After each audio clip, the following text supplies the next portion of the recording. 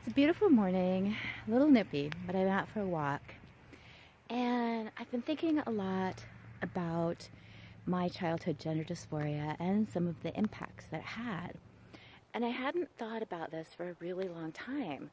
But when I was gender dysphoric, I had a girlfriend. Her name was Mindy. I even saved up my money so that I could buy her a little trinket ring to seal her to me. I was young, probably about 8 or 9 years old, and it really illustrates one of the things that happens after sexual assault. When children are sexually assaulted, not only can they become gender confused, they can also become sexually confused. Their sexuality wakens up much earlier than it should. Though people always think of sexual assault as being painful and brutalizing and damaging, they also stimulate areas that are receptive to pleasure. So even as I was being assaulted, I was feeling new sensations. So since those sensations were awoken, I became sexualized. And rather than having a typical friendship with a girl that I met, I had a romantic and physical relationship with her at a very young age.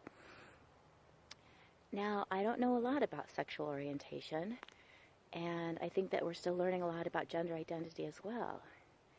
But I think that it's important to understand that children who are sexualized at an early age may have sexual orientation confusion as well as gender identity confusion. For this reason, I think it's really important for therapists to be able to explore the feelings that children are having, the sexual feelings that children are having. And rather than automatically assume that a child is same-sex attracted or has transgenderism, I think it's really important for us to encourage therapists and parents and our community to understand that especially prepubescent children are still really exploring gender and sexuality, especially if they've been sexualized. I really hadn't thought about the same-sex relationships I had as a child for a really long time. And doing all this thinking about what it was like having gender identity disorder reminded me of, oh, I forgot about that. And I didn't really realize I was a heterosexual until 6th grade when I started having heterosexual physical relationships, which is still too young.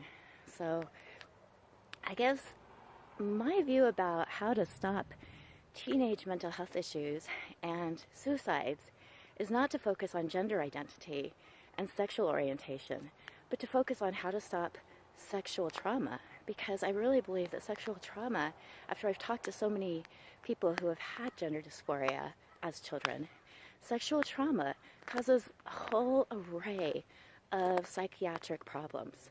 And if we can nip that in the bud, if we can prevent sexual trauma, if we can prevent children from becoming sexualized, that right there is going to stop children from having mental health issues as they grow up. So I think it's ridiculous to focus on a symptom, and when what we need to do is focus on the cause.